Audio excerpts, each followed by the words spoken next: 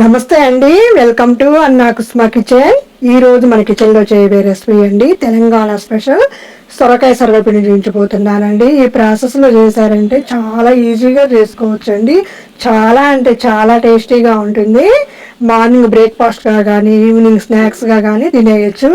Telangana special అయిన సాంప్రదాయబద్ధమైన సొరకాయ సర్వపిండి ఎలా చేయాలి, ఏమేం కావాలో చూడండి.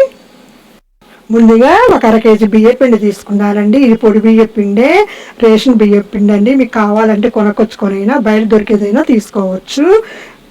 చూడండి, సొరకాయ నేను అంత ముక్క తీసుకొని పైన ఫీల్ తీసేసి లోపల గింజలు తీసేసి ఇలాగా తురుముకున్నానండి. ఇలా తురుముకున్నది బియ్యం పిండిలో వేసేసుకొని సరిపడినంత ఉప్పు కారం వేసుకున్నానండి.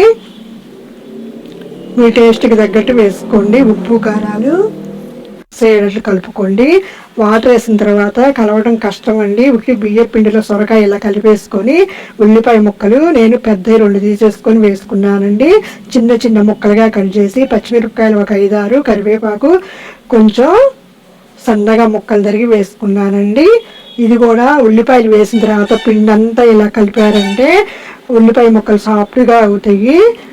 దీనిలో నీరంతా రిలీజ్ అవుతుంది. దీనిలో పల్లీలు తీసుకున్నానండి. 1 కప్పు, ఒక అరకప్పు ఉంటాయండి. వేయించి పొట్టు తీసి కొంచెం కచ్చాగా ముక్కలు అయ్యేటట్లుగా చేశానండి. పచ్చిశనగపప్పు అండి 2 స్పూన్స్ వేసుకున్నానండి. ఒక గంట సేపు నానబెట్టేసి నువ్వులు 1 స్పూన్ వేసుకున్నానండి. ఇది కూడా మొత్తం కలిసిపోయేటట్టు కలుపుకోవాలండి. జీలకర్ర వేసానండి.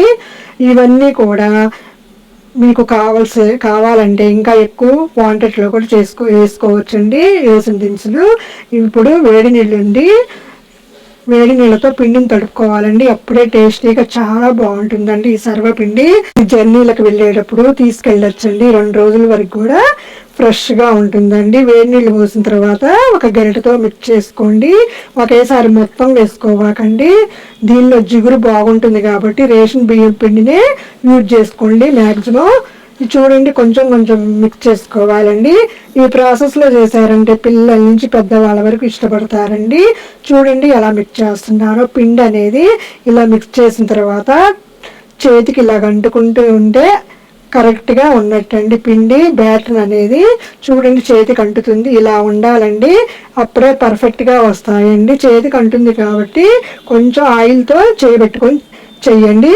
ఒక నాన్ స్టిక్ ప్యాన్ తీసుకొని ఆయిల్ తీసుకొని కొంచెం ఇలా స్ప్రెడ్ చేసుకోవాలండి. చూడండి ఎలా స్ప్రెడ్ చేస్తున్నానో. ఒక పిండి ముద్ద తీసుకొని మీకు కావాల్సినంత సైజులో తీసుకోండి. పల్చగా ఇలాగ స్ప్రెడ్ చేసుకోండి. చాలా ఈజీ అండి. చూస్తే పిల్లలు కూడా చేయగలుగుతారండి. ఇలా హోల్స్ పెట్టుకోండి చూపించిన విధంగా. ఇప్పుడు స్టవ్ మీద పెట్టేసుకొని కొంచెం ఆయిల్ వేసుకోవాలండి. స్టవ్ మీద పెట్టేసి ఆయిల్ అనేది తీసుకున్నానండి. హోల్స్లో వేసేసుకొని చుట్టూ వేసుకోవాలండి. ఇప్పుడు ఆయిల్ అనేది వేసింది 2కి వస్తాయండి. చూడండి ఎలా వేస్తున్నాను. ఇలా ఫ్రై చేసేటప్పుడు లో ఫ్లేమ్లో పెట్టుకొని ఫ్రై చేసుకోండి. అప్పుడే దోరగా కాలి చాలా బాగుంటాయండి టేస్ట్. అన్ని వైపులా తిప్పుతూ కాల్చుకోవాలండి మూత పెట్టుకొని. ఇప్పుడు మధ్య మధ్యలో చూస్తూ ఉండండి అడుగంటకుండా. చూడండి ఎంత పర్ఫెక్ట్గా వచ్చిందో. కావాలంటే మీరు 2వ వైపు తిప్పుకోవచ్చు, లేకపోతే అలాగైనా తినచ్చు. నేనైతే 2వ వైపు తిప్పుకొని 1 నిమిషం ఉంచేసుకొని డిష్ అవుట్ చేసుకున్నానండి. మీకు కావాలంటే పళ్ళు లేని ముసలి వాళ్ళు తిందంటే కొంచెం మెత్తగా రావాలంటే కొంచెం క్రిస్పీనెస్ తగ్గించుకొని ఫ్రై చేసుకోండి. చూడండి ఇది డిష్ అవుట్ చేసుకుంటున్నాను. మీకు కావాలంటే ఇలాంటి నాన్ స్టిక్ ప్యాన్స్ లేకపోతే మందంగా ఉన్న బాండీ తీసుకోండి. ఈ బాండీకి కూడా ఆయిల్ స్ప్రెడ్ చేసి ఒక ఉండని తీసేసుకొని పల్చగా పరుచుకోండి.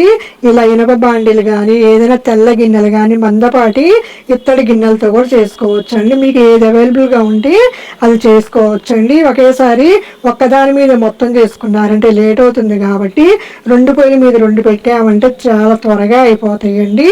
ఒకటి తిన్నారంటే చాలండి, కడుపు నిండిపోతుంది. దీనికి కూడా ఇలాగ పల్చగా చేసేసుకొని హోల్స్ పెట్టుకొని ఆయిల్ వేసుకోండి. ప్రతి ఒక్కళ్ళు అక్కడ చాలా బాగా ఎక్కువ చేసుకుంటారండి. చూడండి ఆయిల్ ఇలా వేసేసుకొని స్టవ్ మీద పెట్టేసేసి మూత పెట్టేసుకొని ఇది కూడా అన్ని వైపులా లో ఫ్లేమ్లో పెట్టుకొని కాల్చుకోండి. చూడండి ఎంత చక్కగా ఫ్రై అయిందో, చాలా అంటే చాలా బాగా వచ్చాయండి. ఇలా కాల్చారంటే కనుక పిల్లలు భలే ఇష్టపడి తింటారండి. ఇప్పుడు ఇది కూడా ఇలా మూత పెట్టేసుకొని సర్వ్ అవుట్ చేసుకోవటమేనండి. ఇది మీ పిల్లల స్నాక్స్ బాక్స్లో కూడా ఇవ్వచ్చండి. చూడండి ఎంత పర్ఫెక్ట్గా వచ్చాయో, బాగా వచ్చాయండి. ఆయిల్ కూడా చాలా తక్కువ పడుతుందండి. చూడండి ఎంత బాగా వచ్చిందో. ఈ వీడియో మీకు నచ్చినట్లయితే లైక్ చేయండి, కమెంట్ చేయండి, మీ ఫ్రెండ్స్ మీ ఫ్యామిలీ మెంబర్స్కి షేర్ చేయండి, సబ్స్క్రైబ్ చేసుకోండి. మరెన్నో వీడియోల కోసం మీ పక్కనున్న బెల్ బటన్ ప్రెస్ చేయండి. Thank you for watching.